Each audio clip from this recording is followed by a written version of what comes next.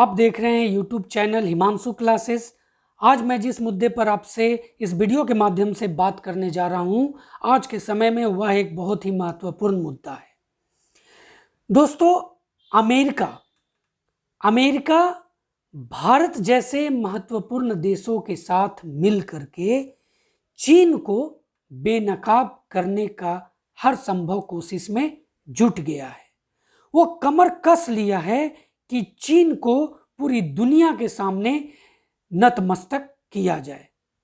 आज पूरी दुनिया के सामने जो सबसे बड़ा मुद्दा है वह है कोरोना वायरस। आज दुनिया के हर देश इससे त्रस्त हैं और इससे निजात पाने में लगे हुए हैं। और इसके बारे में जो शंकाएं जताई जाती हैं, और वो शंका है कि ये चीन के द्वारा फैलाया गया है। इसी पर काम कर रहा है अमेरिका।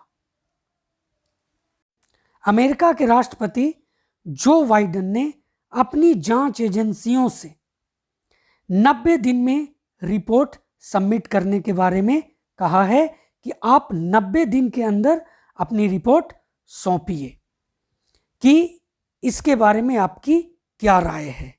आपके पास जो सबूत है वो हमारे पास रखिए ताकि इसके बारे में हम एक निश्चित राय बना सकें, और अगर इसमें कोई देश सम्मिलित है तो उस पर जरूरी कार्रवाई किया जाए। इसकी उत्पत्ति पर अभी अमेरिका की इंटेलिजेंस कम्युनिटी किसी एक निष्कर्ष पर नहीं पहुंच पाई है कि वायरस जानवरों से इंसान में आया है कि वायरस को लैब में बनाया गया है। ये जो अमेरिका की इंटेलिजेंस कम्युनिटियां हैं वो दो भागों में बंट गई है। एक कम्युनिटी का कहना है कि एक ये जो है वो जानवरों से इंसान में आया है। दूसरी कम्युनिटी का कहना है कि नहीं, इसे लैब में बनाया गया है। इसीलिए अमेरिका के राष्ट्रपति जो बाइडेन ने अपनी इंटेलिजेंस कम्युनिटी को 90 दिन का और समय दिया है और कहा है कि 90 दिन के अंदर इंटेलिजेंस कम्युनिटी को अपनी रिपोर्ट सबमिट करनी पड़ेगी। तो इस तरह से अमेरिका के इंटेलिजेंस कम्युनिटी को ये एक टास्क दिया गया है, और अमेरिका की इंटेलिजेंस कम्युनिटी अपने आप में मायने रखती है, अपने आप में एक स्थान रखती है।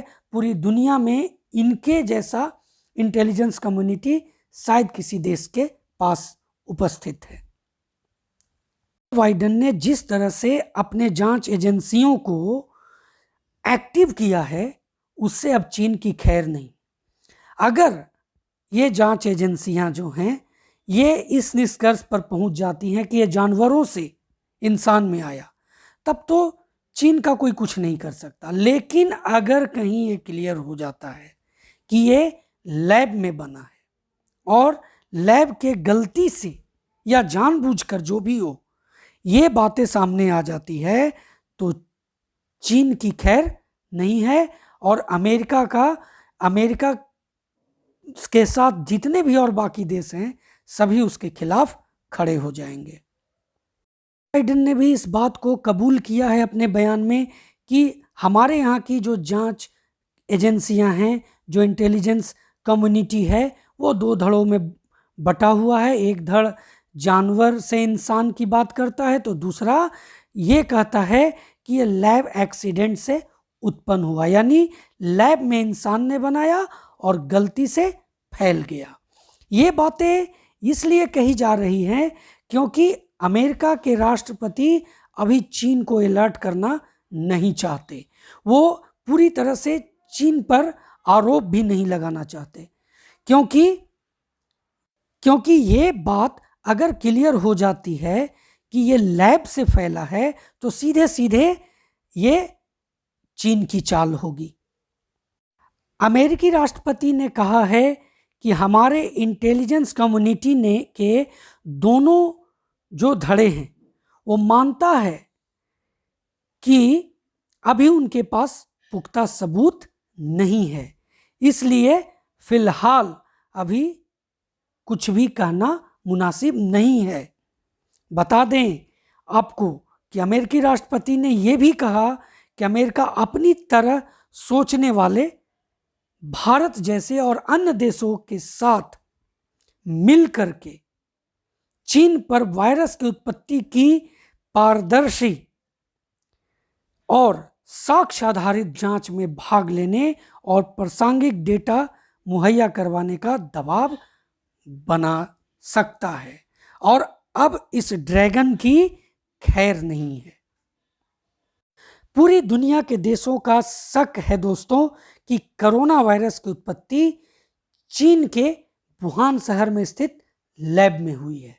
यह ड्रैगन ही इसे फैलवाया है ताकि पूरी दुनिया को यह तबाह कर सके। पर इसके मंसूबों पर जांच एजेंसियां बहुत जल्द ही पानी फेरने को तैयार हो जाएंगी। इसी ने चीन के वुहान शहर में, यह है चीन का वुहान शहर, जहां के लैब में इस तरह के खतरनाक वायरस का इस ड्रैगन ने निजात किया और पूरी दुनिया को तबाह करने का इसने मन बनाया। दोस्तों, एक बार जो किसी के बारे में गलत सोचता है, ऊपर बैठा हुआ भगवान उसे कहीं का नहीं छोड़ता और अमेरिका की जांच एजेंसियां इस बात पर मुहर बहुत जल्द लगाने वाली हैं और उसके बाद इसका खैर नहीं है। पूरी दुनिया इस पर धावा बोलेगी और इसका अंत करेगी। जय हिंद।